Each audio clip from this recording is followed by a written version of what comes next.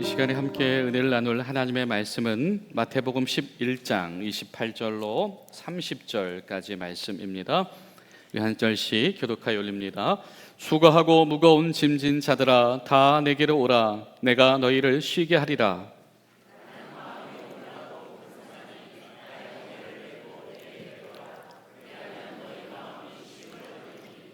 이는 내 멍에는 쉽고 내 짐은 가벼움이라 하시니라.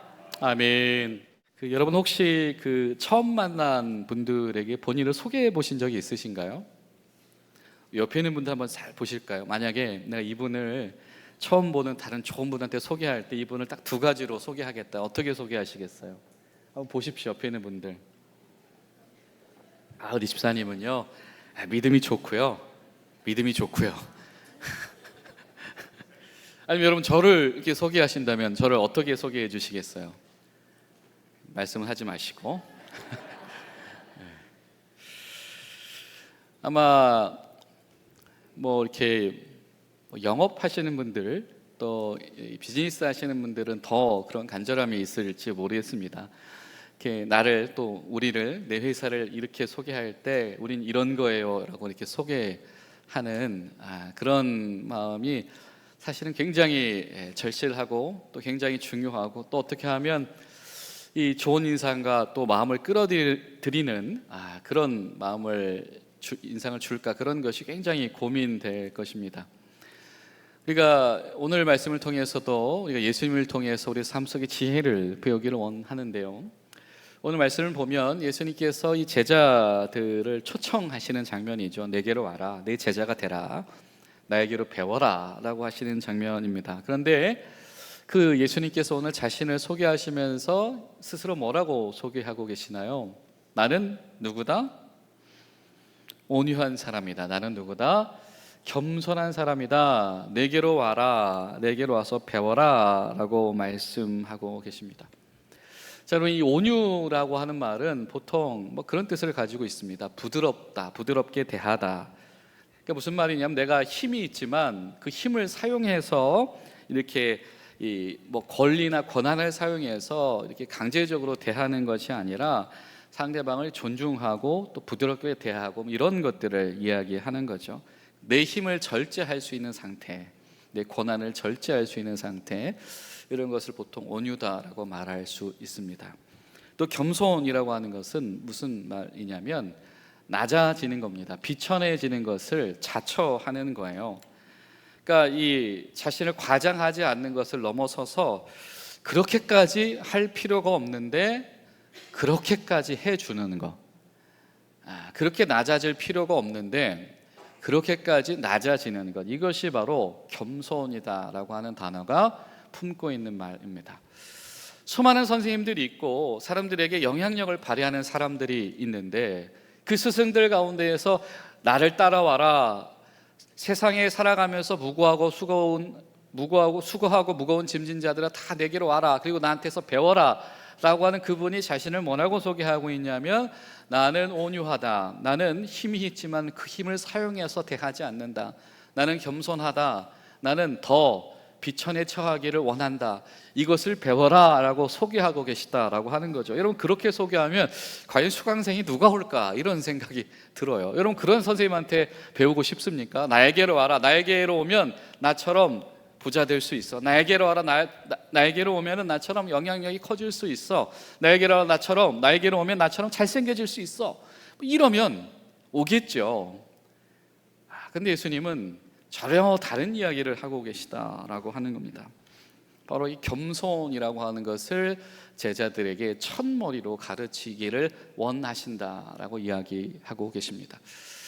제가 지난 주간에 한 주 동안 우리 새벽 말씀을 묵상을 하면서 제 머리를 떠나지 않는 한 가지 구도가 있었습니다. 그것은 뭐냐면 이 에베소라고 하는 도시의 이 광경이에요.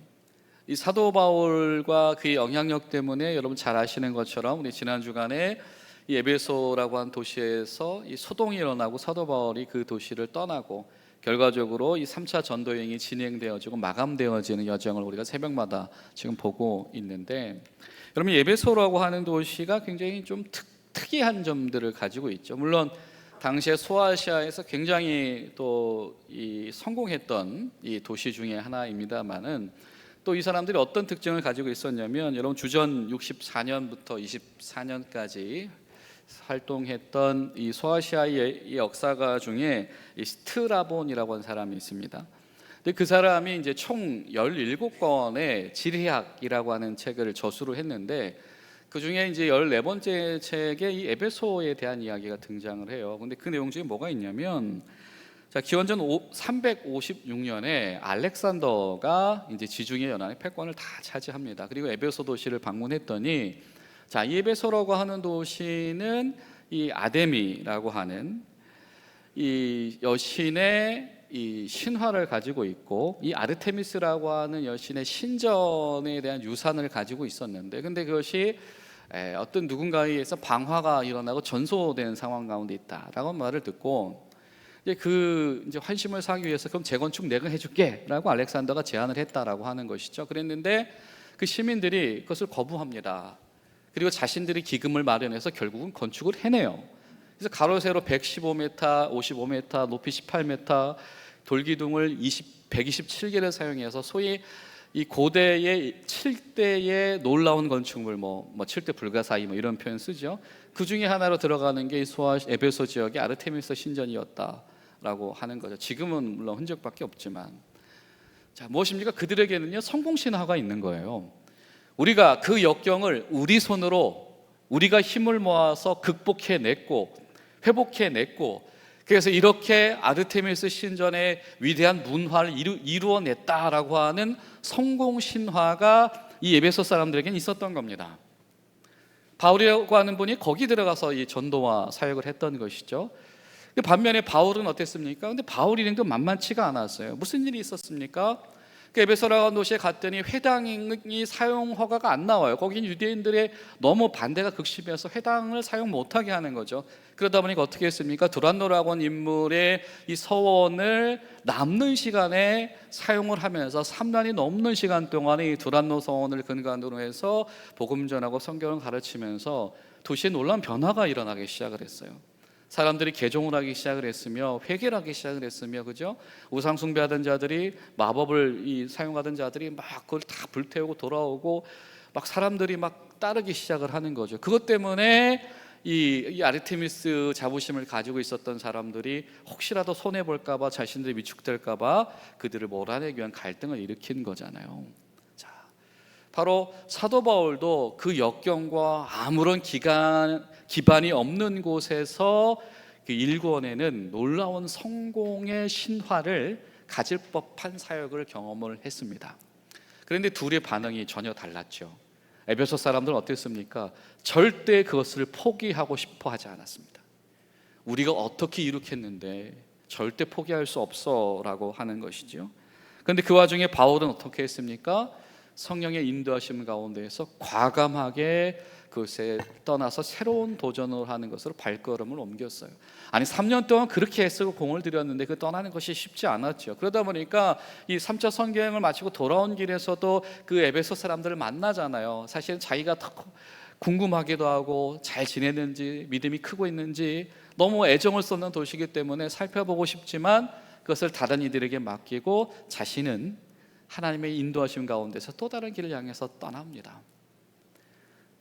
사도 바울에게 겸손이란 어떤 것이었냐면, 자신의 성공 신화에 매몰되지 않고 늘 새롭게 성령 앞에서 순종할 수 있는 것, 이것이 바로 사도 바울의 겸손이었다라고 하는 것이죠. 여러분, 우리 믿음 생활 가운데서도 그와 같은 은혜가 있게 되시기를 간절히 소망합니다. 저 여러분이 성령님에게 늘 새롭게 순종하면서 나의 성공 신화에 매몰되지 않고 늘 주님을 주목하는 은혜가 있게 되시기를 간절히 축원합니다. 근데 마찬가지로 오늘 예수님도 겸손에 대해서 말씀을 하고 계시다라고 하는 거예요. 사실 여러분, 우리가 예수님을 알면 알수록 또 성경을 보면 볼수록 예수님을 소개하고 싶고 예수님을 수식할 만한 단어들이 많이 있죠. 여러분, 어떤 것들이 있을까요? 어떤 분들은 이렇게 생각할 겁니다. 예수님은요 열정적인 분이고 예수님은 헌신적인 분이에요. 그분은요 두루 다니셨고요, 누가 오라고 청하기 전에 본인이 다니신 분이에요. 이렇게 예수님을 소개할 분도 계실 겁니다. 또 어떤 분들은 예수님은요 아주 도전적이고요 경쟁적인 분이세요. 예수님은 바리새인들이, 유대 당국자들이, 제사장들이 겁박한다고 그래서 그것에서 한 번도 굴욕적인 모습을 보인 적이 없으십니다. 예수님은 그렇게 도전적인 분이세요. 이렇게 소개하는 분도 계실 겁니다. 또 어떤 분은 예수님은요 얼마나 동정심이 많으신지 예수님은 꼭 물어봐 주셨어요. 괜찮은지, 문제가 뭔지, 내 옷깃을 잡은 자가 무엇인지, 아들아 딸아 네가 무엇을 원하느냐, 예수님은 물어봐 주시는 분이십니다. 이렇게 말한 분도 있을 겁니다. 또 요즘처럼 우리 신앙교육이 굉장히 중요한 시절 가운데에서는 아마 그럴 거예요. 우리 자녀들 다음 세대를 신앙으로 잘 키우기를 원하시는 분들은 예수님이 어떤 분이신 줄 아냐고, 예수님은 말씀대로 정말 잘 가르치고 성장시키는 걸 원하셨던 분이시라고, 그래서 말씀을 잘 배우고 성장해야 예수님 기뻐하신 일을 하는 거라고 이렇게 예수님을 소개하고 싶은 분들도 있을 겁니다. 또 어떤 분들은 예수님은 늘 말씀을 새롭게 해석하신 분이세요. 관습과 그냥 관용적으로 성경을 해석하신 분이 아니라 항상 지금 그 사람들의 상황에 맞게 새롭게 말씀을 해석해 주시려고 노력한 분이세요. 또 어떤 분들에게 예수님은 치료자세요. 예수님은 질병 있는 이들, 마음의 병 있는 이들, 영적으로 문제가 있는 이들을 다 치료해 주셨습니다. 이렇게 말씀할 수도 있고요. 어떤 분들은 예수님은 청취자세요. 좋은 리스너세요. 예수님은 무슨 말 하든지 다 들어주셨어요. 이렇게 말씀하실 수도 있습니다. 아니면 완전히 반대쪽에 있는 유대 당국자들이 예수님을 이렇게 소개하겠죠. 아, 예수는 혼란을 일으키는 자고 예수는 논쟁을 일으키는 자라고. 그래서 그렇게 예수님을 바라보는 사람은 항상 성경 가지고 논쟁을 일으키고 혼란을 일으키겠죠. 자, 여러분 어떠십니까? 이렇게 사실 우리가 예수님을 소개하고 수식할 수 있는 단어들이 너무나도 많이 있다라고 하는 겁니다. 그런데 예수님께서 스스로 자신을 소개하시면서 자, 내가 나와서 나에게로 와라, 저에게로 오시오라고 소개하시면서 스스로 자신을 소개하시는 단어가 그 중에 무엇인가 봤더니 오늘 말씀 속에 무엇입니까? 온유와 겸손이다라고 하는 겁니다. 예수님께서 제자들에게 첫 번째로 알리고 싶어 하셨던 것이 무엇이고 그들이 결코 잊지 않기를 원하셨던 것이 무엇이냐면 온유와 겸손이다라고 하는 거예요. 나에게로 와서 배워라. 뭘 배워라? 온유와 겸손을 배워라. 근데 갑자기 온유와 겸손을 배우라고 하더니 사실 그것도 사실 마음에 뭔가 그렇죠? 퀘스천이 일어나는데 무슨 말씀을 하세요? 심지어 내 멍에를 매래요. 여러분 멍에가 뭡니까? 멍에가 뭐냐면 보통 짐승 대부분 소겠죠. 이 짐승 두 마리를 같이 묶어서 연결하는 이 나무 장치잖아요. 그래서 거기에서 쟁기를 연결하면 밭을 가는 거고, 그렇죠? 수레를 연결하면 짐을 끄는 거고, 그런 작업을 할 수 있게 만들어 놓은 게 멍에잖아요. 그래서 이 주인이 가장 효율적으로 일할 수 있게, 목적을 달성할 수 있게, 그래서 짐승들이 한 놈은 힘 더 쓰고 한 놈은 덜 쓰고 그러지 않고 효과적으로 할 수 있도록 하는 게 이제 멍에입니다. 그래서 보통 멍에를 가지고는 농사를 지을 때 많이 활용을 하죠. 땅을 갈 때 많이 활용을 합니다. 그렇죠? 땅을 일구는 데 활용을 하고요. 잡초를 제거하기도 하고, 그렇죠? 또 추수가 끝나면 밭갈이 하면서, 그죠? 이 뭐 남아 있는 것들, 찌꺼기들, 뿌리들 이런 거 다 읽어내는데 하기도 하고요. 자, 그럴 때 사용하는 게 멍에다라고 하는 거예요. 근데 예수님께서 이렇게 말씀하시는 거예요. 와서 네 제자가 되시오. 그럼 내가 멍에를 씌워줄게. 도대체 이게 무슨 말입니까? 근데 여러분, 그 표현을 보면 더 이상해요. 30절을 보시면, 자, 30절에 뭐라고 말씀하나요? 내 멍에는 뭐래요? 쉽대요. 여러분 이 말씀 이해가 되세요? 저는 처음에 이 말씀이 한글이 이해가 너무 어려웠어요. 멍에가 무거우면 무겁고, 그죠? 가벼우면 가볍고, 멍에가 크면 크고 작으면 작은 거지 멍에가 쉬운 건 뭡니까? 물론 여러분들은 훨씬 훌륭하시니까 다 이해가 되시지만 저는 도대체 이게 무슨 말이야? 멍에가 쉽다는 말이 무슨 말이야? 하시고 싶은 얘기가 뭐야? 이런 생각이 들었습니다. 물론 여러분 멍에를 짊어지는 자체가 무겁죠. 그것이 굉장히 두렵고 부담스러운 것이기도 합니다. 근데 이제 멍에가 무겁다라고 했으면 버겁다라고 했으면 요거 알 것 같은데 쉽다라고 하셨거든요. 아, 그렇구나. 이거는 그냥 멍에를 짊어지는 자체가 아니라 멍에를 통해서 하게 하는 역할과 기능과 목적에 주님의 초점이 있으시구나. 그래서 멍에가 쉽다라고 하시는구나. 그 생각을 하게 됐습니다. 자, 여러분, 이 멍에를 피우고 이 짐승들을 통해서 보통 밭을 갈구죠. 밭을 갈게 되죠. 그거 왜 하는 겁니까? 땅을 뒤집어서 부드럽게 하기도 하고요. 그렇죠? 그래서 통기성이 좋게 해서 씨앗이 발화를 잘하게 하기도 하고, 또 그것이 물기를 내게 하기도 하고, 때로는 잡초와 잡초 뿌리를 걷어내기도 하고, 공간이 생겨서 잡초의 이 씨앗은 발화를 못하게 하기도 하고, 뭐 여러 가지 작용들을 한다라고 하는 거죠. 자, 여러분, 이 모든 것들을 한마디로 하면 뭐라고 얘기할 수 있을까요? 그렇습니다. 땅을 좋게 만드는 겁니다. 농사를 짓기 전에 땅을 좋게 만드는 기초 작업을 하는 것이 이 멍에로 밭갈이를 하는 거죠. 예수님께서 이렇게 말씀하시는 거예요. 내게로 와서 배워라. 그러면 내가 너희들을 통해서 기초 작업을 하겠다. 근데 이것은 체급에 맞다 안 맞다? 맞다. 너희 체급에 맞는 멍에를 씌워서 너희가 그 기능과 역할을 할 수 있도록 하겠다. 그래서 내가 하나님 나라의 기초 작업, 땅을 일구는 작업을 너희를 통해서 하겠다라고 하는 겁니다. 할렐루야. 예수님께서 바로 그 초청을 하고 계신 거예요. 이와 대비되는 사람들이 있죠. 누구입니까? 바리새인들입니다. 그럼 마태복음 23장 4절을 보면 예수님께서 이렇게 비판을 하세요. 또 무거운 짐을 묶고 사람의 어깨에 지우되 자기는 이것을 한 손가락으로도 움직이려 하지 아니하며. 이 바리새인들과 서기관들은 필요 이상으로 성경의 말씀을, 율법의 말씀을 하나님의 의도 이상으로 확장하고 강조해서 사람들에게 강요하는 상황을 만들어내는 사람들이었습니다. 그래서 그것을 억압적으로 이렇게 하다 보니까 사람들이 그 요구사항을 실행하다 결국에는 지쳐가지고 이러지도 못하고 저러지도 못하고 마음에 병들어가는 그런 시절을 겪고 있었던 시절이다라고 하는 거죠. 그들에게 이 종교성이라고 하는 것은 높아졌을지 몰라도 그들 가운데 진정한 하나님의 뜻과 구원과 행복은 일어나지 않는다라고 하는 겁니다. 여러분, 아무리 율법적인 신앙생활을 하면 아무리 열심히 해도 아무리 그것을 강조해도 그 안에는 생명이 없는 것을 기억하시기 바랍니다.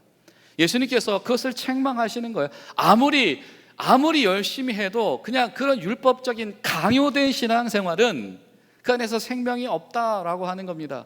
그런 강요된 신앙생활, 율법적인 신앙생활에 억눌렸던 이들은 나에게 와서 배워라. 내가 너희로 하여금 하나님 나라의 기초 땅을 일구도록 하겠다. 여러분, 우리가 그 주님의 거룩한 멍에를 쓰는 일에 거룩한 결단이 일어나게 되시기를 간절히 소망합니다. 어쩌면 우리도 그런 바리새인들이 씌워준 멍에와도 같은, 아니면 또 다른 그 이상의 멍에를 지면서 살아가고 있을지도 모릅니다. 어떤 분들에게는 인생이 뭐겠어, 행복해야지. 그러려면 어떻게 해? 직장에서 내가 인정받아야 돼. 그리고 이웃들 가운데 저 집은 뭐 이렇게 뭐가 다 잘 돼? 라고 인정받아야 돼. 어떤 그런 강박이란 멍에를 짊어지고 있는 분이 있을 수도 있습니다.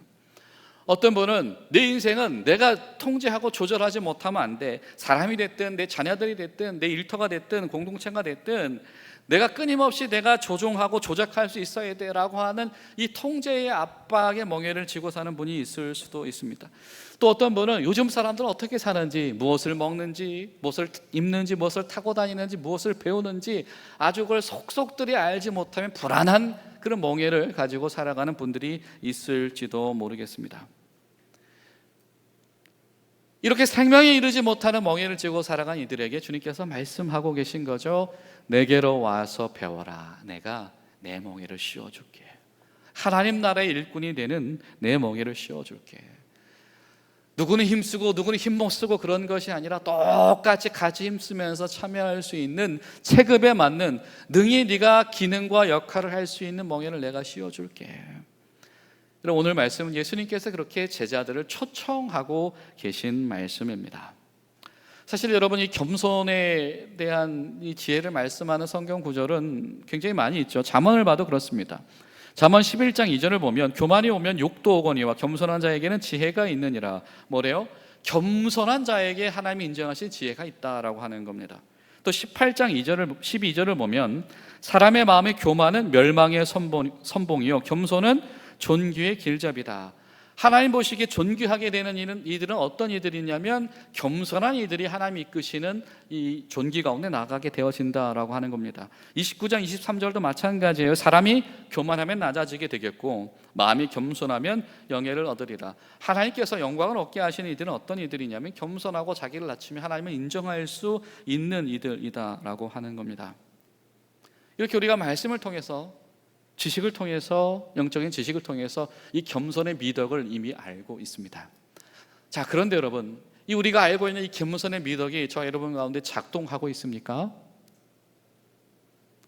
그러니까 오늘 예수님께서 이렇게 말씀하시는 거예요. 내게로 와서 나한테 배워라. 여러분, 저 여러분이 예수님의 제자가 되기로 한 그날, 그리스도인이 되기로 한 그날부터 여러분, 우리는 주님께 나와 있는 자들, 주님을 목격하고 목전에 두는 자들, 주님께 배우는 자들이 되었음을 기억하시기 바랍니다. 자, 주님 어떠셨죠? 주님은 어떤 분이십니까? 내게로 오라고 하신 분은 어떤 분이십니까? 누가복음 2장을 보니까 주님 어디에서 태어나셨어요? 말 구유에서 태어나셨습니다. 주차장에서 태어나신 거예요. 주차장에서 말 밥통에서 태어나신 겁니다. 또 누가복음 5장을 보니까 주님께서 어떤 사람들을 찾아다니시냐면 나병 환자들을 찾아다니세요. 나병 환자들, 야, 너가 있으면 우리가 전염돼, 그러니까 나가. 마을에서 쫓겨난 사람들이에요. 그들만의 거주지에서 격리되어야 했던 사람들입니다. 그 사람들을 굳이 찾아서 그 마을로 가시는 분이 예수님이셨다라고 하는 겁니다. 또 마가복음 10장을 보면 예수님께서 너희들 이거 금지하지 말아라 한 것이 있죠. 그것이 무엇입니까? 어린 아이들이 나에게로 나오는 것을 막지 말아라. 어느 누구도 성인 남자가 아닌 아이들이 하나님의 중요한 일에 우선순위에 들 것이라고 아무도 생각하지 않는 그 시절 가운데, 아니 그 사람이 하나님 앞에서 중요한 사람이야 라고 하던 그런 시절에 예수님께서 그렇지 않고서는 천국에 이를 자가 없다라고 말씀을 하시더라라고 하는 것이죠. 또 요한복음 13장을 보면 예수님이 누구의 발을 씻기셨습니까? 누구의 발을 씻어주셨죠? 제자들의 발을 씻어주셨습니다. 그리고 말씀하시죠. 너희들도 이와 같이 해라 라고 말씀하셨습니다. 그리고 사도 바울이 예수님을 기억합니다. 빌립보서 2장을 보면 8절에서 예수님은 어떤 분이세요? 하나님과 본체이시고 하늘에 계시는 분이신데 어떻게 하셨다고요?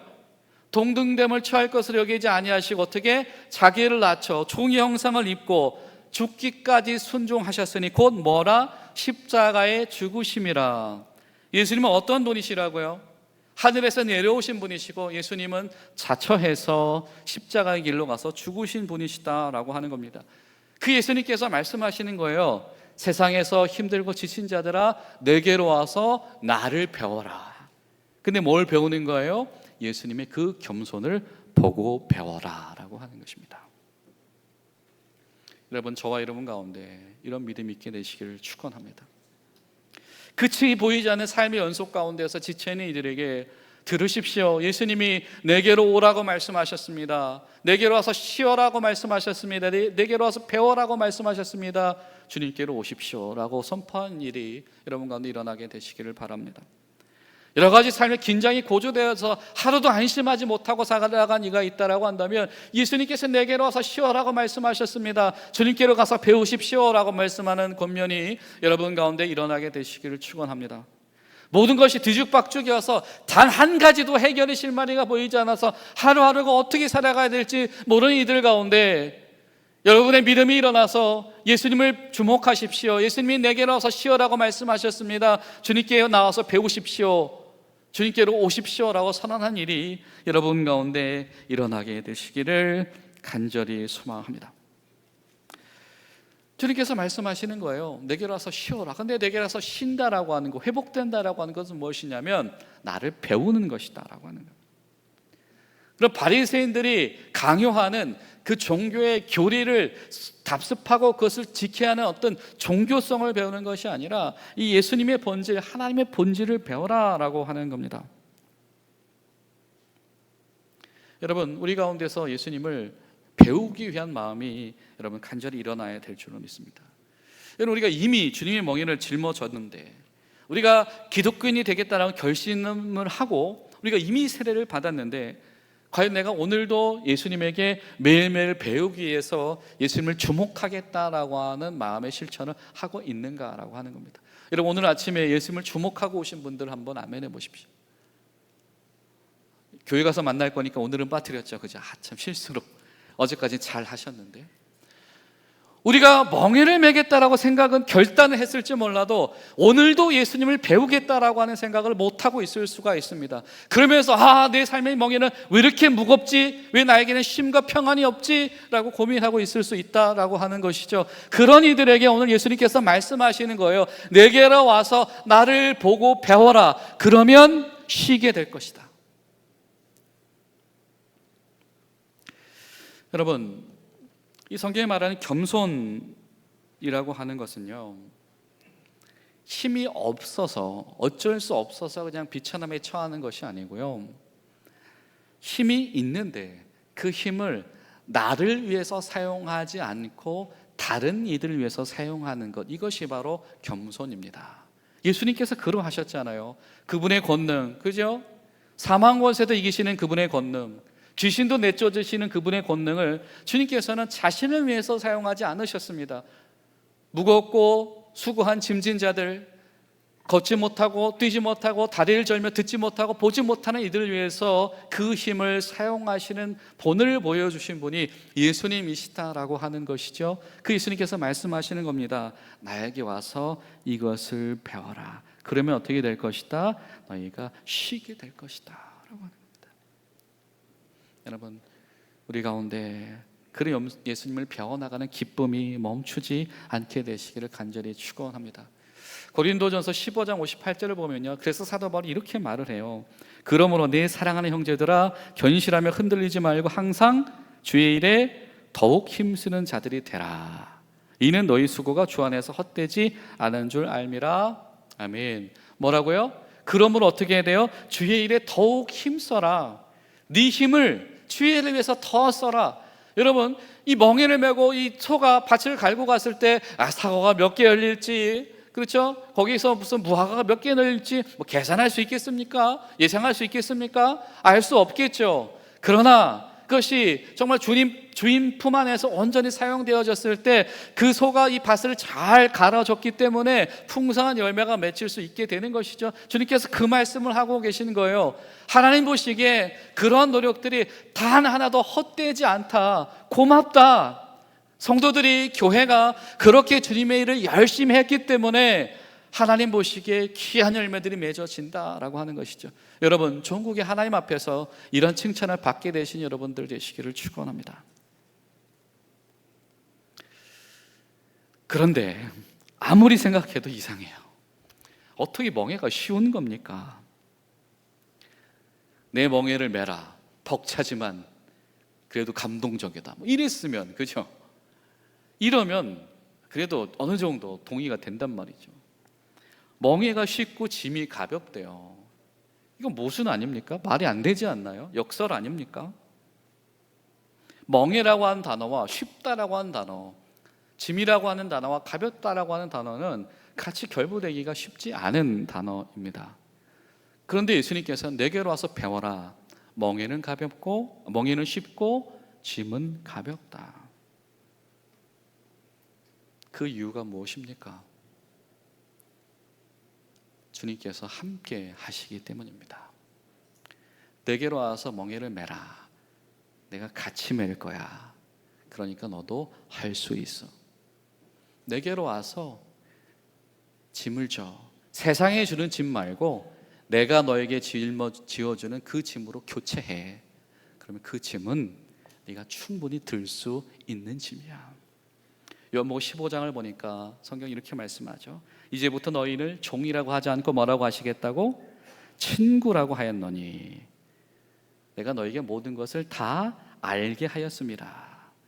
너희가 나를 택한 것이 아니요 내가 너희를 택하여 세웠나니 이는 너희로 가서 열매를 맺게 하고 항상 열매가 너희 가운데 있게 하여 아버지께로 구하든지 무엇을 구하든지 다 받게 하려 하기 위함이다.